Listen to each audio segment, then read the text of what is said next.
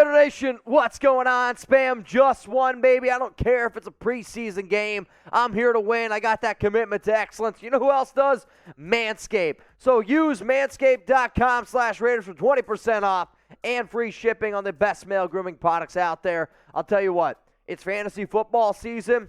I'm going to be drafting Hunter Renfrow. I'm going to be drafting Davante Adams. I'm going to be drafting Darren Waller. You know why? Because they're going to be showing me those TDs. So manscaped.com/Raiders, 20% off and free shipping. Coming up here on today's show, we're going to be looking at our Raiders post-game reaction after their 15-13 win against the Miami Dolphins. We're also going to be breaking down some of the biggest winners and losers of the game. If you're looking for Raiders grades, I got you there. And then instant reactions from my favorite part, from the nation. Let's go to Zoo. Man, where did that energy go? D getting torched. I mean, I don't know if you could say that D got torched in today's game for the simple fact of the Raiders won 15-13. They forced turnovers, especially a big fumble by Sam Webb. Sam Webb should have had a forced fumble and a fumble recover for a touchdown. I thought the defense did bend, but they didn't break. You gave up 13 points against a lot of the Dolphins' first-team starters out there. What up, Edgar Gonzalez? Do you think Chase Garbers gets the third quarterback spot over Mullen? No. I thought Garbers stepped up today. He made clutch throws. He made a few clutch runs as well.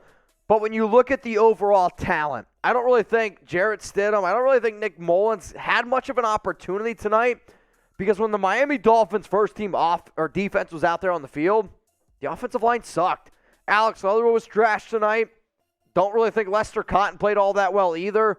I actually thought Dylan Parham did an okay job, but overall, you couldn't really get a lot out of Stidham, and you couldn't really see a lot out of Mullins because they didn't have any time to throw. You saw Josh McDaniels totally switch up this system and go short, intermediate passes because that's all the time that his QBs had. And it's a shame because I always say you can have Davante Adams, you can have Hunter Renfrow, you can have Darren Waller, you can have all these amazing skill position players. But if you don't do something about that offensive line, it's going to be a frustrating season. Let's go to Christopher Leonard. Hey, Mitch, any update on Munford's injury? Unfortunately, no. I do know Munford's battled some injuries in the past, so fingers crossed that he's okay. But if the Raiders don't go out and either make a trade for a guy like Andre Dillard, go out and make a signing like for Darrell Williams, I think you're foolish because Alex Leatherwood cannot play right tackle. So please stop the experiment. Stop trying to throw him out there. Put him at guard where he's supposed to be. But your right tackle position still remains to be your biggest team need because it didn't matter who you put out there. You can't do it. You invested too much money. You invested too much money into this group. Doesn't make sense for you to continue to roll with that unit out there. Let's go to the next one coming in here. It's from George Marshall. Mitch, I'm very impressed on how Josh McDaniels and the rest of the coaching staff have done so far. And what I've seen, your thoughts also with any starters being playing. I mean, so far for the Raiders, they let like 25, 30 guys stay home today. So from the guys that stayed home, those are your dudes that are more than likely locked in terms of making that 53-man roster. In terms of the player I took the most away from, when you look at a guy like Matt Collins wasn't at today's game. So to me, that tells me it's Davante Adams, Hunter Renfrow, Matt Collins, and then I'd say Keelan Cole, Tyron Johnson, DJ Turner. But, man, a lot of stuff out there. Craziness. But, George, I was impressed by the second half adjustments, and I was impressed by the stops that the Raiders made. So if you're wondering about some of the leaders here of today's game, don't worry.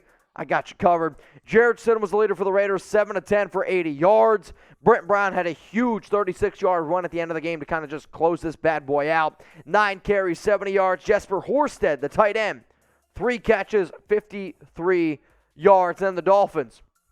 Skylar Thompson had another very impressive game, 9-10 for 129 and a touchdown. Savon Ahmed, 5 carries, 20. I thought the Raiders' defensive tackles today did a pretty solid job.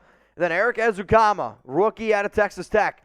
For those that don't remember, I had the Raiders doing a mock draft, taking Ezukama because I liked his productivity. He had himself a pretty damn good game today, 6 for 114. So what do you think, guys? Grade the Raiders' performance today against the Dolphins. A, B, C, D, or F. I think the defense stepped up, made some clutch plays when needed. You got the safety. Defense, I'd give them an A. You held the team to 13. Had a clutch turnover. You got a safety. For the offense, though, I'd probably give them a D+, maybe a C-. What up, James B? You're next up here on the Raiders Board. DC is going to have an all-pro year. He has to play 4 times better than other guys before the East media will award a Raider. Oh, also totally better than Russell Wilson. I don't agree with the fact that he's better than Russell Wilson. That I won't agree with you with. But I do think Derek is underrated. He definitely needs to be able to step up this season. I mean, a lot of the NFL media guys, they look at touchdowns, and Derek has struggled. But he hasn't had the offensive line the past few seasons, and he's lost some offensive weapons, no doubt about it. Let's go to Moon Cage. If the right tackle spot tonight does badly, do you think we have a higher chance of signing Williams? I hope. The offensive line played bad tonight. Like, no way around it. They played bad. All 3 preseason games, I can look at you and say the offensive line didn't play the way that Super Bowl caliber offensive lines played. Now, sure, the Bengals made it last season with Joe Burrow being sacked more than anybody else. I just don't think DC is Joe Burrow, and I also don't know if the Raiders have the defense like the Bengals did last season. However, you need to upgrade at offensive tackle. All right, y'all, friendly reminder that today's sponsor is Manscaped. You can get your hands on the Lawnmower 4.0. Use promo code Raiders at manscaped.com. 20% off and free shipping. Somebody the other day said, Mitch, fantasy football season right around the corner. Are you going to take CeeDee Lamb or Davante Adams? I was like, what are you talking about? I'm taking Davante Adams, and I want you to see these nuts because these nuts are looking great because of Manscaped products. And if you want your nuts to look great, go to manscaped.com/Raiders. Promo code Raiders, 20% off, free shipping on the best male grooming products out there. Major shout out to Manscaped. B-Ray, you're next up here. Who solidified a roster spot the most this game? DJ Turner, Britton Brown, Cotton looked like trash. Yeah, I don't think Lester Cotton played well. I don't think Britton Brown makes the team either, if I'm being honest with y'all. DJ Turner is a coin flip to me. I would say Keelan Cole solidified a spot. Jasper Horstead's going to be an interesting name to keep in mind. But there's still a lot to be desired. The Raiders got to make roster cuts from 85 down to 80. And I'm going to be going live on Tuesday when the Raiders make those roster cuts. So if you want to join the live show with me, if you had a good time tonight, remember, hit that subscribe button. Turn on those notifications because every time the Raiders do something, I got you covered here. Jeremy Chugs, we got you covered here. So seriously, if you love the Raiders, hit that sub button. Let's go to Giovanni Tejada. Defense showed up. Just one, baby. I agree. The defense gave up close to 350 total yards today. But he gave up 13 points, and you forced a turnover when it mattered big time in the game.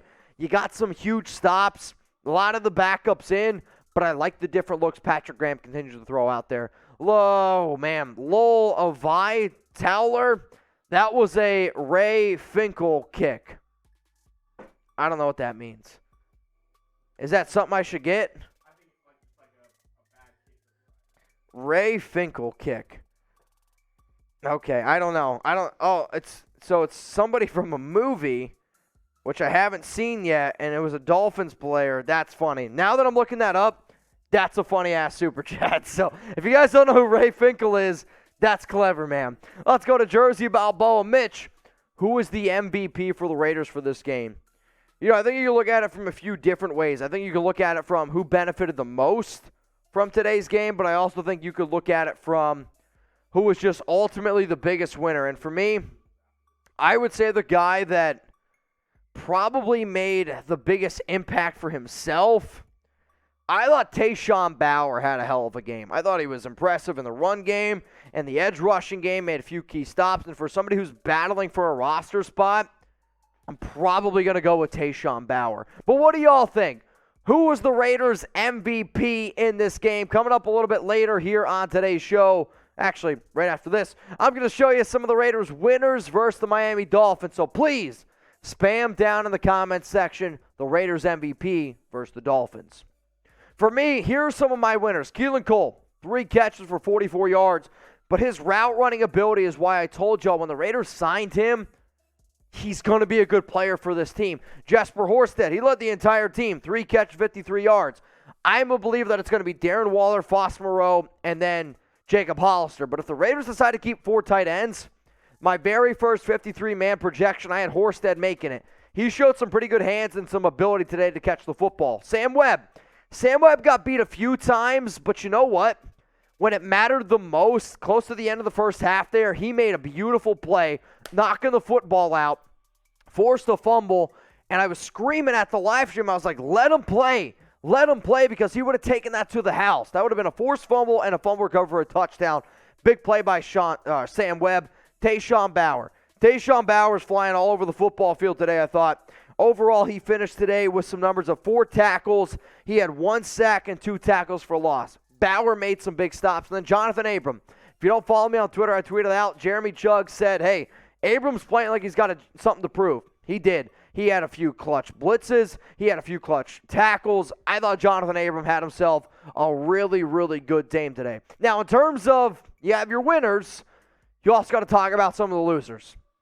Alex Leatherwood was the loser. He got benched in the first half. He was that bad. He gave up a sack. He was giving up pressures. I could also say the entire offensive line did not play well. I don't think Parham played necessarily bad. And I'm not really going to point the finger that much at Andre James either. But Lester Cotton didn't play well. Leatherwood looked like trash. And until they realize that you can't put Leatherwood at right tackle, you're just kidding yourself at this point.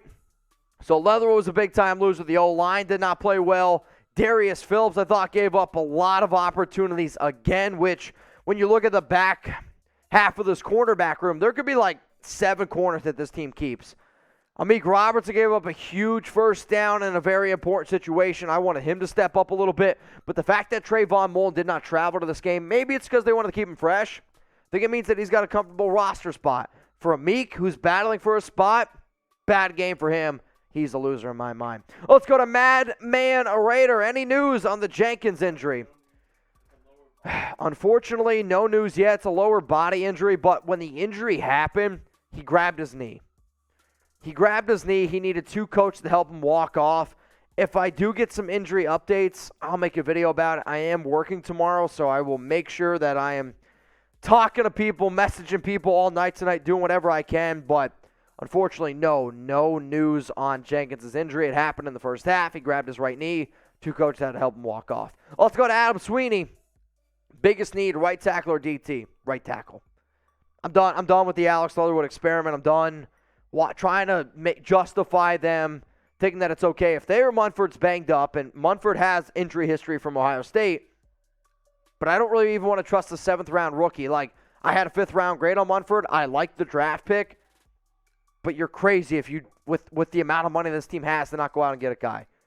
You're crazy. What up, Dan King? Darrell Williams. Echo. You're right.